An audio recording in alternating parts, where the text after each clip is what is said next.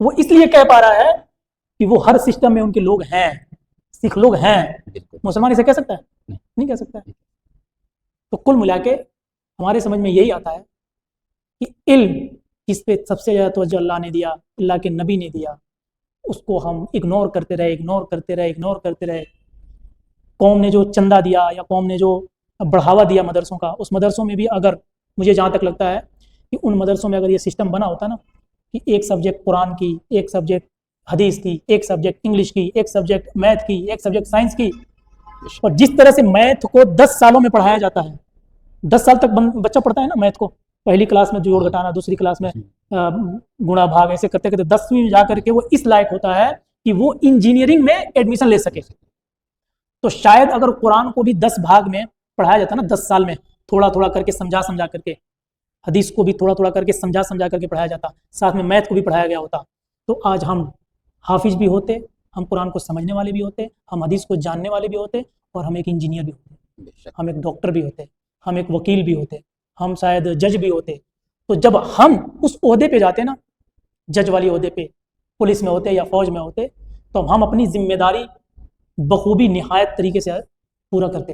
ہمارے دلوں میں ڈر ہوتا اللہ کا، ہمارے اندر خوف ہوتا اللہ کا، تو ہم بھرشٹاچار نہیں کرتے، ہم لوگوں پہ ظلم نہیں کرتے، ہم اپنے عہدے کا غلط استعمال نہیں کرتے. بے شک. ساری بات کا خلاصہ یہی ہے کہ ہم اپنی علمی طاقت کو مضبوط کریں. اگر اب بھی حالات سے ہم درکنار ہو کر کے، حالات سے مجبور ہو کر کے ہم بیٹھ گئے تو پھر ہماری اور بدتر حالت ہو جائے گی. ابھی وقت ہے ہمارے پاس، ہماری نسلیں بچی ہیں، وقت، علم کا کوئی وقت نہیں. ابھی سے ہم یہ عہد کریں. 100 سال برباد ہو گیا، 20 سال اور لگے گا، اور کوشش کر دیں سب ٹھیک ہو سکتا ہے. تو کوشش یہ کریں انشاءاللہ ہماری آنے والی نسلیں ایک اچھے ڈاکٹر بھی بنے، اچھی حافظ. دیکھو اسلام کسی کو منع نہیں کرتا کسی بھی تعلیم کی.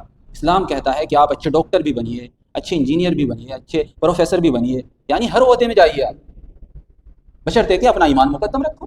بس آپ جہاں ہیں اپنے ایمان پہ اٹل رہو، آپ دنیا کے کسی بھی بھاگ میں جائیے. اور میری تمام اپنے اہل علم حضرات سے، جو ہمارے علماء حضرات ہیں، ہماری بڑی بڑی تنظیمیں ہیں، میری ان سے بھی گزارشات ہیں کہ بہت ہماری بڑی بڑی تنظیمیں ایسی ہیں دیش کے اندر کہ وہ بھی اگر چاہیں تو اپنے ہر مدرسے کے اندر یہ سسٹم لاگو کر سکتی ہیں. بالکل اپنی دینی تعلیم کے ساتھ تمام دنیاوی تعلیم کا نظام بخوبی بہت اچھے انداز میں کر سکتے ہیں. میں نے سنا دیوبند میں 10ویں کراتے ہیں، 10ویں بچوں کو کرایا جاتا ہے، 10ویں کا بورڈ کا کرایا جاتا ہے کچھ بچوں کو. دیوبند انگلش میڈیم سے یا ہندی میڈیم سے 10ویں یو پی بورڈ سے جو ہوتا ہے نا کراتے ہیں. ہم کہہ رہے ہیں اس سے اور بہتر کر سکتے ہیں. بالکل کر سکتے ہیں. کتنا لیٹ سے کر رہے ہیں. جو کام آج سے 100 سال پہلے ہونا چاہیے تھا اس کا ریزلٹ آج ملتا، وہ اتنا سال بعد کیوں کر رہے ہیں؟ آخر کرنا پڑا. میں کہہ رہا ہوں میں ایمان کے حالت میں ہوں، میں ایک اچھا مسلمان ہوں، اور ساتھ میں آنکھ کا میں اسپیشلسٹ ہوں، آنکھ کا اسپیشلسٹ ہوں، ڈاکٹر ہوں.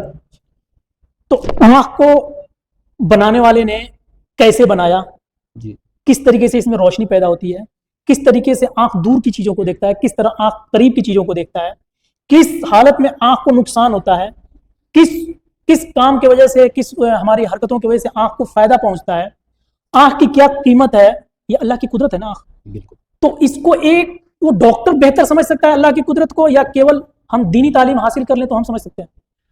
نہیں. دیکھیں جس کو جس چیز کا علم ہوگا وہ بہتر سمجھے، وہی بہتر ہوگا. بہت اچھی بات کہی ہے. ہم نے یہ کوشچن کئی لوگوں سے کیا تو انہوں نے کہا نہیں، اگر کسی نے حفظ کر لیا نا تو وہ بہتر جانتا ہے اللہ کو. لیکن میں سیٹیفائی نہیں ہوا.